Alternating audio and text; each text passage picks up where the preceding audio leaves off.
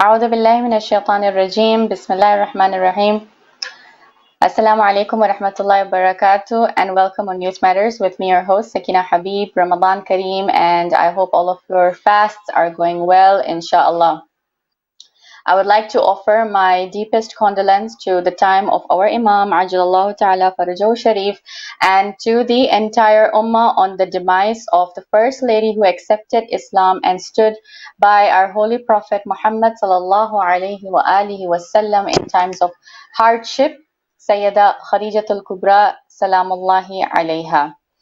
Being known as Malikatul Arab, the richest of all women in Islam, she sacrificed all her wealth for the sake of Islam.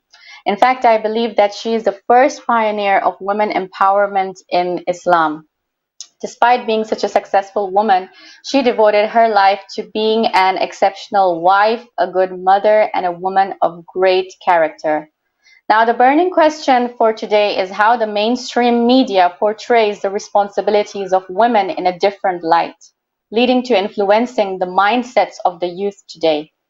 For example, we find many women, especially young females, not knowing their worth, in a sense, not appreciating their role as a woman in a society. Let me explain how.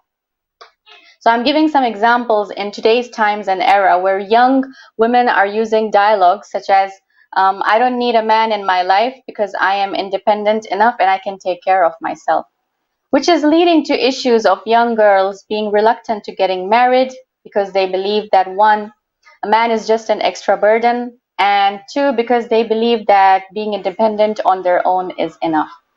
What is more shocking is how some women, especially in the West, celebrate the idea of being single moms and flaunt that they can earn, run a house, and take care of their children, scratching off the fact that a male's existence has any importance to do in their lives. Looking into the lives of some great examples from the ladies of the Ahlul Bayt alayhim assalam, in particular Lady Khadijatul Kubra salamullahi alayha, there's a lot that we can take to understand in depth the actual definition of Islam and feminism. I'll be joined by an honorable guest who is currently doing her master's in tafsir in Jamiat al-Zahra in Iran. And as a topic of her interest, she is working on this topic of women in Islam extensively and will enlighten us on today's program. I would like to welcome Sister Zahra Mukhtar on board. Assalamu alaikum wa rahmatullahi wa barakatuh, and welcome on Youth Matters, Sister Zahra. Alaikum salam wa rahmatullahi wa barakatuh. I'm honored to be, inshallah, and thank you very much.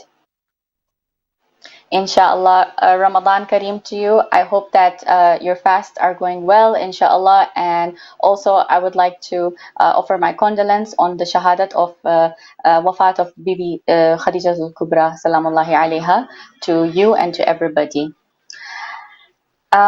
As for today's first question, and the topic is of course about Islam and feminism, and we will be talking in terms of connecting the topic to Lady Khadijatul Kubra, and this is a program for, of course, all the viewers and especially the female audience as well.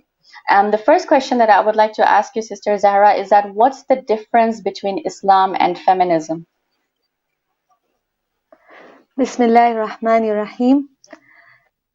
So, the fact that women were not treated as equal human beings and were being oppressed in different societies in different ways is something very obvious, right? Okay.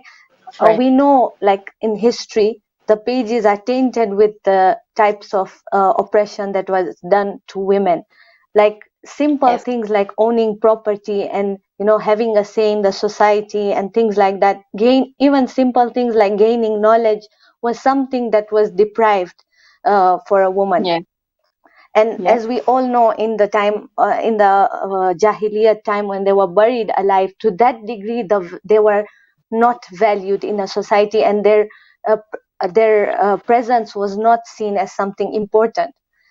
And Yeah. sometimes also considered evil, like there were times when they are considered impure and abstained from, or as the sources of that evil, that the first sin that was said that it was Eve and Hawa that basically made Hazrat Adam do the sin. So it had a very negative picture.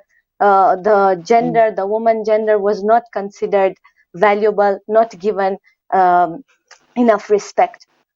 So this was a problem that was there. But the solution to it, we see that Islam presents a solution and feminism has a solution to it. The thing is, we must realize that there is a difference between the solutions that humans will present and a solution that the creator of human beings is going to present. Okay, so I'm going to tell you two very important problems.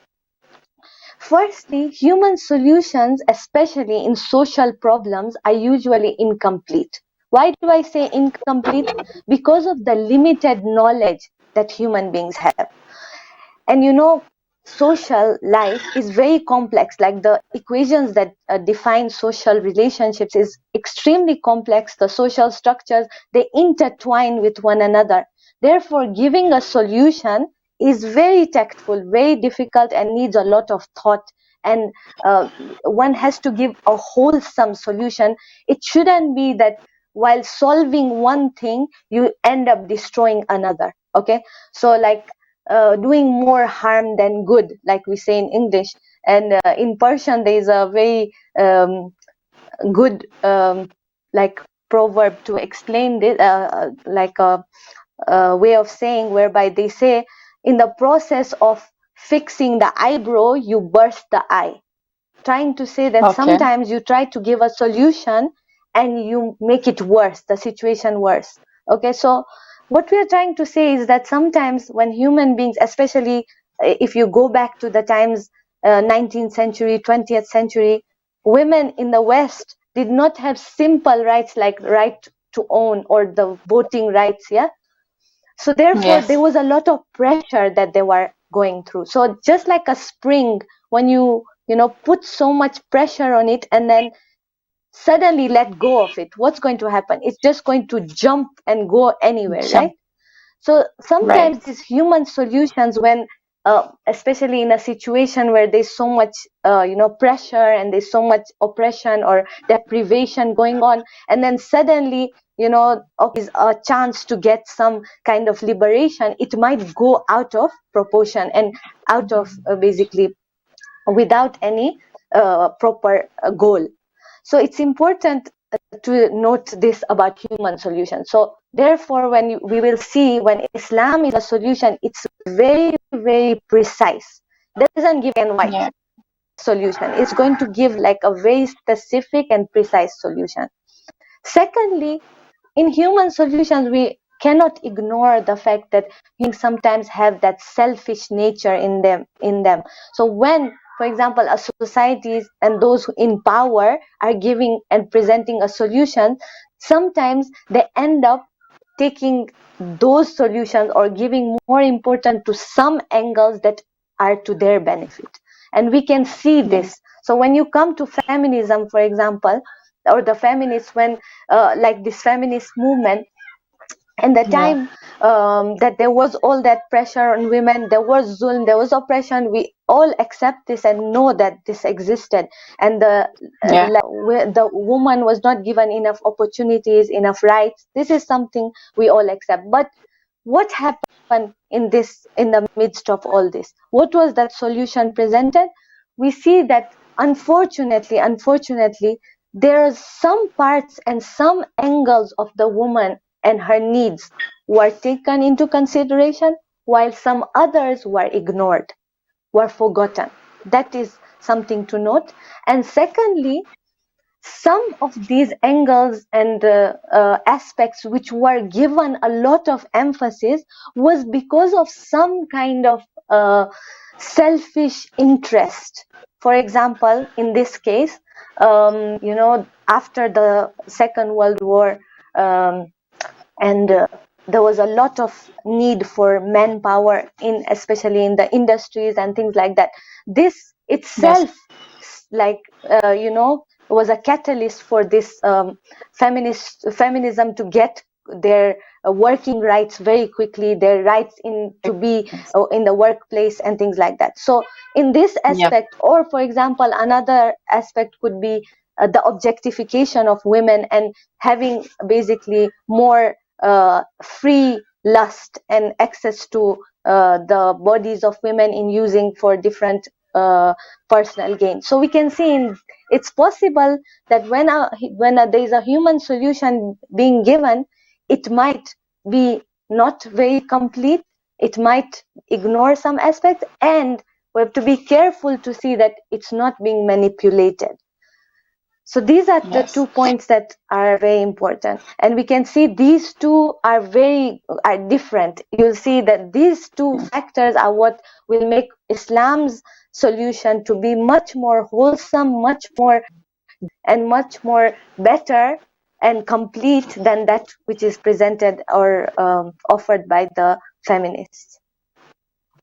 Now, when it comes to, for example, spirituality in Islam, in assessing that, for example, who is better in worship, is there a difference between men and women in Islam? So, as we were talking about, like, feminists came and brought up this whole discussion about equality, right? So are women and men equal? Okay, so is Islam against equality? What has Islam got to say? And especially, as you mentioned, in terms of their spiritual growth, which is the aim and purpose of our life, right? So what's Islam's take on this? So basically, when Islam looks at a human being, at a woman as a human being equally, it looks at her as a human being, as one who has the same purpose, who can reach that greatest perfection which has been put for a human being. There's no difference in this aspect. So there are lots of verses in the Quran which clearly emphasize on this. So I'll just mention one for now. The verse goes to say, A'udhu billahi minash shaitanir rajim, Man amila salihan min dhakarin aw untha wa huwa mu'minun falanuhyiyannahu hayatan tayyiba.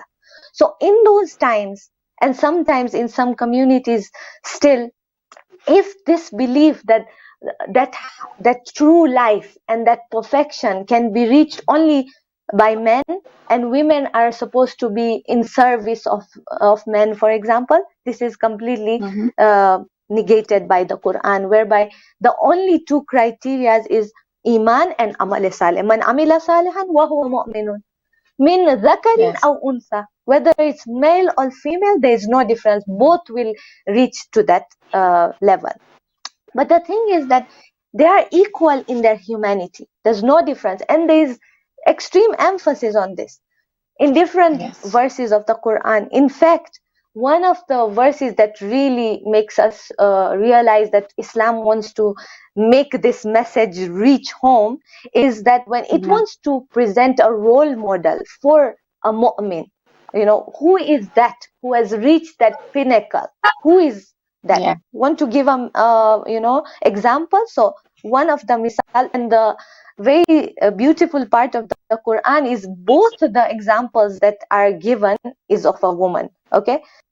وَضَرَبَ اللَّهُ مَثَلًا لِلَّذِينَ آمَنُوا إِمْرَأَةَ فِرْعَوْنَ. So Allah is saying, so notice that it's not about الَّذِينَ آمَنَّا. For example, she's for the women, those mu'minat. No. ضرب الله مثلا للذين آمنوا, all, both male and female. امرأة فرعون, the wife of Fir'aun. إذ قالت رب ابن لي عندك بيتا في الجنة ونجني من فرعون وعمله ونجني من القوم الظالمين. She basically, it explains why she is reached this pinnacle. It's because of her strong will of fight, of her strong iman in the midst of zulm and kufr and all that. She stood by her faith, right? That is what truly gives a human being value, right? So Islam comes and clarifies that, look, value, in terms of value in a society where male dominance, male superiority was something unquestioned, right? It comes and completely changes the status quo and basically defines a complete new understanding of the woman, and says that she's in fact she can reach the highest levels of perfection, and she can become, you know, the one in the driver's seat. Basically, she's now can even lead the mu'minin towards perfection. They can look at her and learn from her. So this was like Islam in this angle of the insaniyat of being a human being. Between a man and a woman, there is no difference. It clarifies this, and there is equal in this aspect. The thing is that, but what is the difference between, like, coming back to your first question, between Islam and feminism? It is that it does not ignore the gender. So it accepts that both are human beings, equally human beings. But there are two types of human beings, Zakar and Unsa. These are two types that Allah has created. Okay? So it does not come and, you know, ignore the gender differences, or like today delete it from the equation and say it doesn't exist. No, it accepts this reality called gender and gives it basically importance. So therefore it will in the perfection is the same, is genderless. So in the verses of Surah Ahzab, very beautifully, in when the, you know, the mu'minat come to the prophet and they ask that, you know, does that mean that we cannot reach some of the, you know, levels that men can reach? So this is what basically revealed, whereby Allah subhanahu wa ta'ala beautifully explains, innal muslimin wal muslimat wal mu'minin wal mu'minat wal qanitin wal qanitat was sadiqin was sadiqat, like emphasizing that there is no difference in these perfections, because in reaching these perfections, example, sabirin was sabirat, earning this perfection of sabr, this perfection of sidq, of truthfulness, khashi'in, of understanding that what is your true you know, connection to Allah, wal khashi'at wal mutasaddiqina wal mutasaddiqat was sa'imina was sa'imat. We are all fasting. A woman's fast and a man's fast, there is no difference. وَالْحَافِظِينَ فُرُوجَهُمْ وَالْحَافِظَانِ وَالذَّاكِرِينَ اللَّهَ كَثِيرًا وَالذَّاكِرَاتِ. Remembering Allah, connecting to Allah, no different. أَعَدَّ اللَّهُ لَهُمْ مَغْفِرَةً وَأَجْرًا عَظِيمًا. For both, Subhanallah, for very nice, yeah. all of these, both genders, أَعَدَّ اللَّهُ لَهُمْ أَجْرًا عَظِيمًا مَغْفِرَةً. So it shows that there is lot of emphasis that look, perfections are genderless, but what Islam wants to say is that maybe uh, in some of the parts of the lives of these two genders, the path to the perfection might be different, will in fact be different in some aspect. So where the gender comes to play, especially, and we know that the creation of, you know, this insan into two, the greatest and the basically the wisdom behind it was marriage, was the forming of the family and the nest for the next generation. So therefore gender will play a role here, and it will basically differentiate between the two genders. But this does not mean that they are not equal. They are not in terms of their essence, in terms of their perfections. That is not the case. But in their, for example, roles, or for example, some of the rights that they will be given, there will be difference. But because of the difference in the creation that is there. Yes. I really agree with the points that you have mentioned, and also the fact that, you know, you have explained using the verses of the Quran. I think, you know, because sometimes what happens is that the youth, you know, they ask for evidence that, you know, where is this written? Who has said this? You know, so I think this is so important that you have highlighted these areas. For those people, you know, who say that, you know, why should I get married? I mean, I'm independent on my own. Even boys sometimes do that. They say that, you know, we're independent. We don't need a wife. You know, it's just an extra burden. and also the young females. And right now, the way you've summarized it, saying that marriage is actually the foundation, and of course there are differences in the roles of the two genders, but then that's how Allah subhanahu wa ta'ala has created us naturally. That's how we build families, and to serve the community. Now, if we were to talk, for example, Sister Zara, about the roles of males and females in Islam, for example, what are their responsibilities?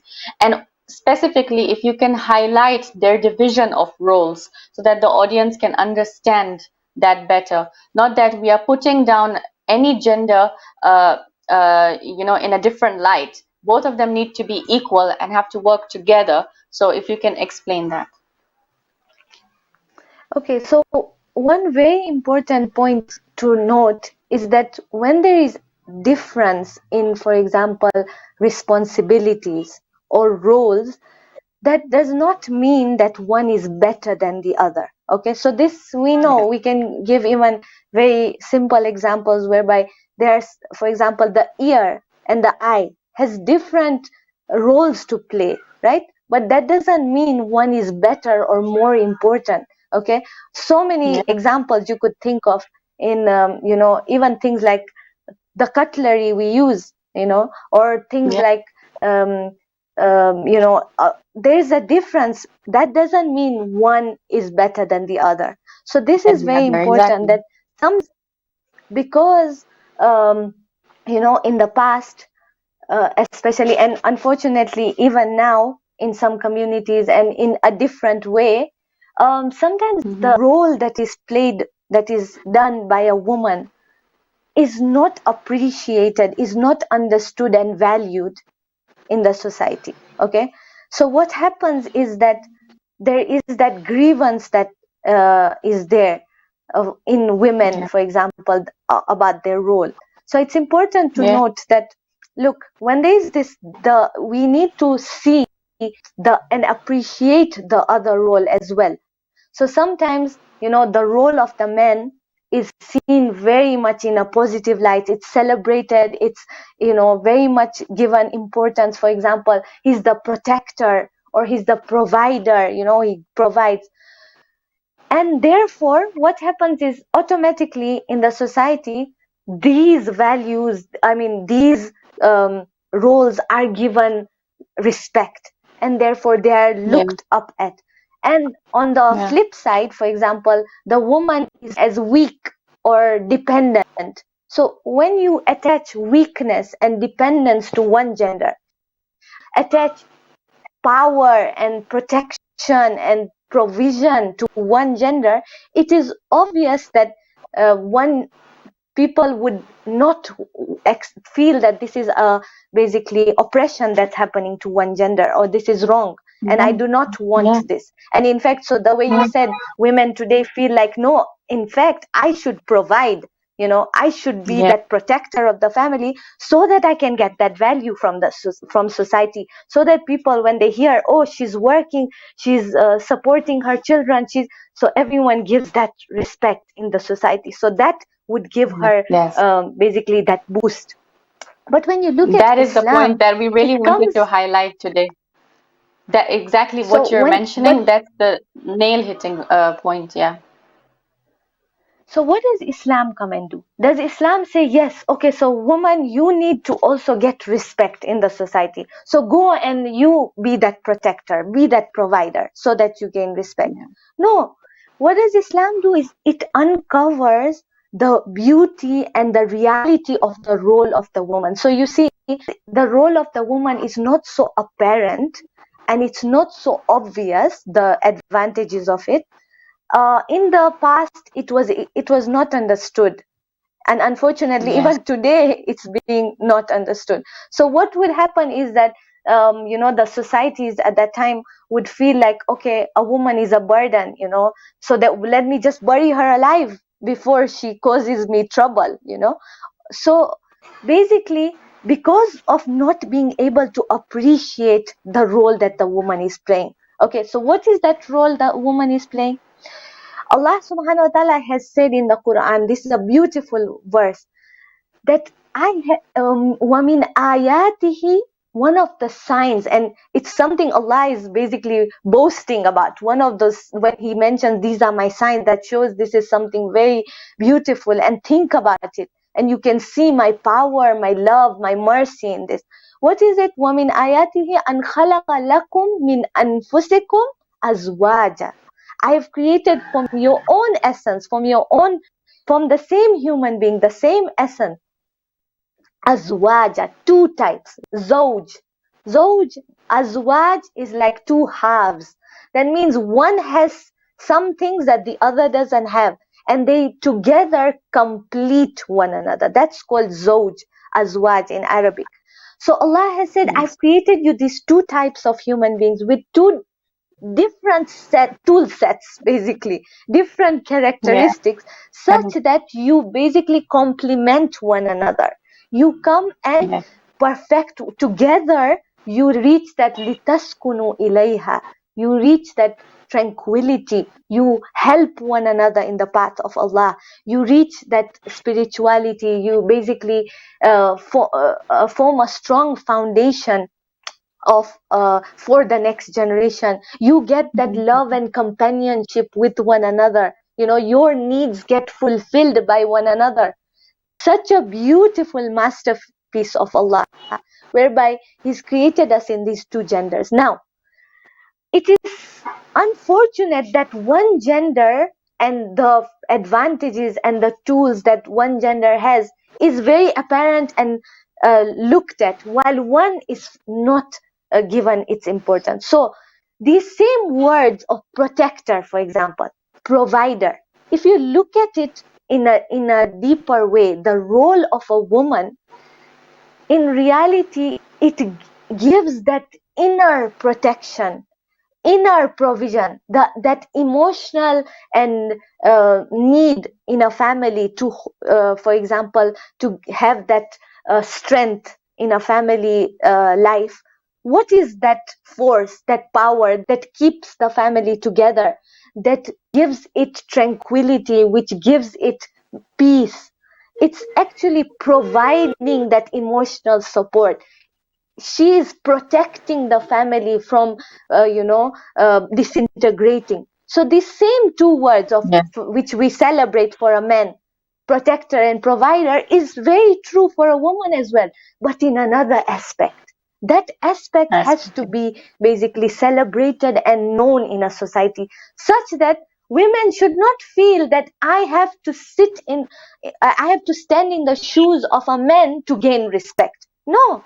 What Islam comes and does, Islam comes and says a woman in her role, with her femininity, with these characteristics, with this role, she is doing jihad, for example. It uses words like this to explain the importance and the value. So you will see in riwayat, the Holy Prophet comes and says that jihadul mar'a husnul taba'ul, that this role that the woman is playing in the family, it is a jihad. Jihad was very, is valued in the society, because everyone could sense that when these men, they give everything and go and fight in the battlefield, they bring protection for us. They bring La ilaha illallah in our communities. Values basically spread in other societies because of jihad. The value of jihad was very known. So the Prophet comes and basically equates these two to show that, look, what a woman is doing, if she does it correctly and with understanding and with the niyyah, just like a person going in the battlefield without niyyah, or just for the sake of war booty, or for example for the sake of showing off, is not going to reach that level of that ajr which is there for a mu'mina, a woman, if with attention does her role in the house as a mother, as a wife, she is actually gaining that same station. And in fact, if you go and see the reality of the picture, she is protecting, when she protects family from harm, she protects the iffat of the family, she fulfills the needs of, for example, her husband, her children. She's actually protecting the whole of society, because a society is like, if you take the example of a human body, the families are like the cells, and the cells are healthy and thriving, then the body will be alive and happy and vibrant. So it is the role that the woman is playing is crucial, and it is, and in terms of even uh, for example, instilling the Islamic values, the values and everything start in the family. Children internalize Islamic values in family. So what she is Yeah. doing is really not just to, for example, encourage a woman or make her feel happy. It is truly like a jihad. It is the same Jihad. effects that a jihad has. So Islam comes and basically just, turns the picture completely, on the flip side, to show that, look what's happening. The subtle role that the woman is playing is being ignored. It's not being given its value. Look at that and see that, look, Mhm. this role is extremely important. So, and in the society, it should be given that due respect, and it should be, for example, celebrated and encouraged and looked up to. It shouldn't be that when, for example, a woman who is having multiple children is looked, oh, she's so bichari, she's so unfortunate, she can't do anything. No, she's doing so much. In fact, she is, in the words of Ayatollah Khamenei, the leader of the Islamic Republic, when you hear it from a top scholar, a cleric, a faqih, it gives you that, understanding that this is not a small role. So he says that Role, a yeah. woman, when she, gives birth to a child and brings up the child, she's actually she's producing basically the greatest kind of product in the universe. Like, you can either be a scientist and invent this or that, you can do so many different services to the society, but that greatest product, that of the whole of the universe, is this human being is able to bring this child up, give that, emotional strength, that confidence to the child, to give the basically the values, the Islamic values to the child. She has done something great for the society. So it's in that we see this role as not just a role in the family, but if you look at it in a macro perspective, it is actually a social role. So it is a Yes, it social is. role, and maybe the most important social role, because without Yeah. this role, and if this role is not done properly, then yes, maybe a woman might celebrate herself or flaunt on the fact that she is able to bring a livelihood, but we know, and the statistics tell us that what are the harms that single parents families have on children. Like, the crime rates are double. Like, if you see, based on, for example, in when they look at the uh, juvenile or things like this, when they check the records, they see most 1 in 2, for example, it's double basically the rate of those that come in from whereby there's no strong family bonds and foundation, and there's no both parents in the picture. So, but what is being lost is much more than what is being gained. So it's Gained, important I that agree. we pay attention. Now, there's a very sensitive but a very important point that I want to highlight, and that is that, sometimes within some marriages and relationships, we find that the woman in the family is stronger, meaning in terms of management or even mentally handling the situation. And then, this creates a lot of conflicts between couples because, of the differences that they have, not physically, but mentally, emotionally, and strategically. So how can this be dealt with, and um, how can the husband and wife also amongst themselves be able to manage this situation? How can they deal with it? So, in a family, the roles are basically divided. See, when human beings are coming to live together, they are basically accepting some limits, right, for themselves, and they are having a division of roles and responsibilities. Now, we said the basis of these roles and responsibilities goes back to the creation and the differences between the genders. But obviously, there is the picture is much more like we don't know exactly when Allah subhanahu wa ta'ala, for example, has told us that the roles inside the house are supposed to be managed by the woman, and what is outside the house is managed by the men. So this is something that's there in our riwayat, whereby the Prophet divides these roles between Hazrat Zahra and Imam Ali alayhi salam. So we realize that this is what the ideal Islamic family life is supposed to be. Not to say that it is, for example, not something like men are not supposed to help in the inside the house, or women are not supposed to help outside the house. No, it's a mutual understanding. It's a relationship based on love and understanding and mutual respect, and therefore, you know, they work around it, they work together, reach a conclusion and see. But basically, the one who is in charge of the house, the inside, is the woman, and the one who is given the outside, the charge, is the man.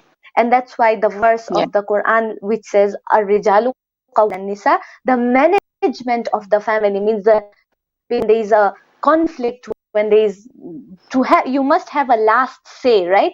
So based on like different wisdoms, Allah subhanahu wa ta'ala has told us that this is that system whereby, okay, in cases of conflict and for that, you know, family to run smoothly, the one who is in charge uh, uh, is the man.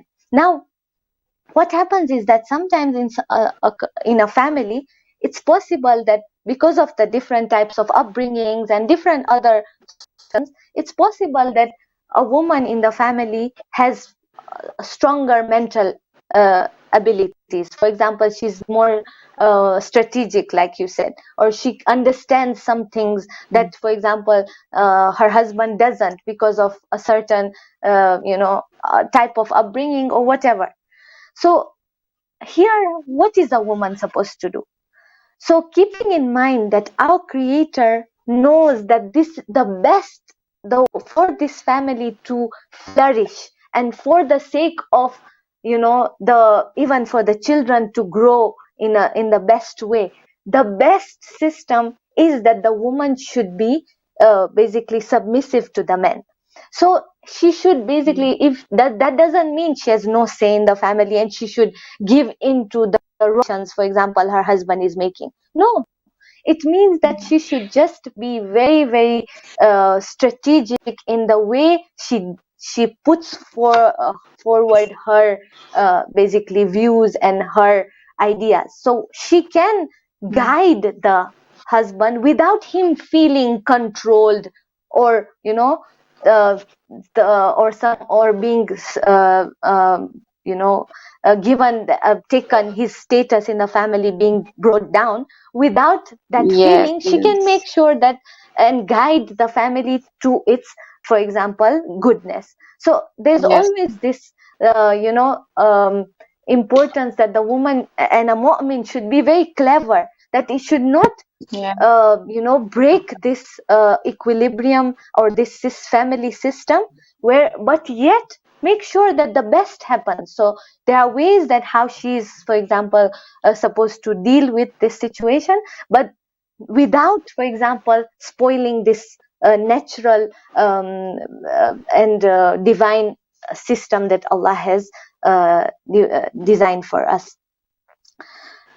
So the difference is, like you mentioned, you see, the physical differences that are there, because of the male body is more resilient, it's more stronger physically and all that, the responsibility of, for example, protection, that, as I said, that apparent protection, the physical protection of the family is his responsibility, or for example going to work, because sometimes it can be very strenuous. There are some types of jobs that are very difficult, for example physically, or even if it's like not physically strenuous, but because of the long hours that you have to spend in, for example, earning the livelihood and all that, and the resilience of the woman's body is lower in this sense, this responsibility has been basically lifted off of the woman. Why? One reason is because of her physical difference, but also because so that someone should have someone should be basically dealing with the more subtle and very emotionally strenuous basically activity are needed as well. So if a woman is completely replenished of her energy outside, how will she give that love and tranquility and support and be that glue basically in the family and give that emotional support and presence, active presence for her children and for her husband? So basically, because of this division has been made, this difference, this physical difference, or that is there.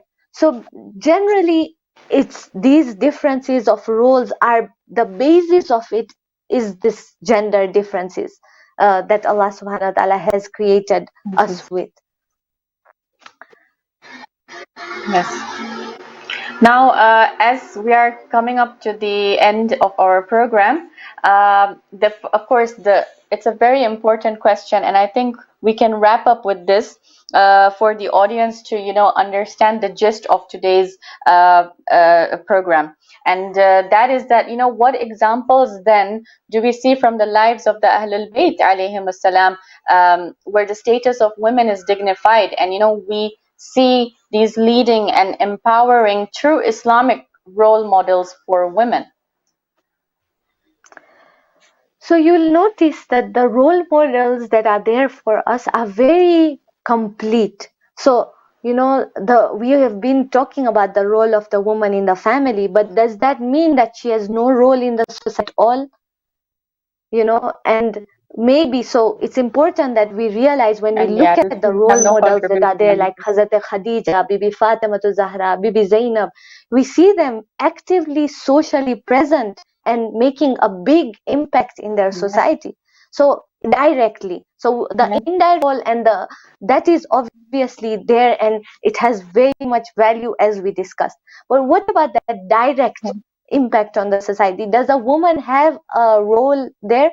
So when we look at these beautiful examples, we see how complete Islam is, that Islam does not negate this role, this direct role in the society. In fact, it is a responsibility on a woman, just as it is on a man, to uplift the society. So if the Quran says al-mu'minin wal-mu'minat ba'duhum awliya'u ba'd, you are both helpers of each other, you are all responsible for the destiny of the society. So it's important we look at the social role in a more vast sense, not only as an economic kind of role, which can be also there, which obviously if the woman has prioritized life and in different of her life, her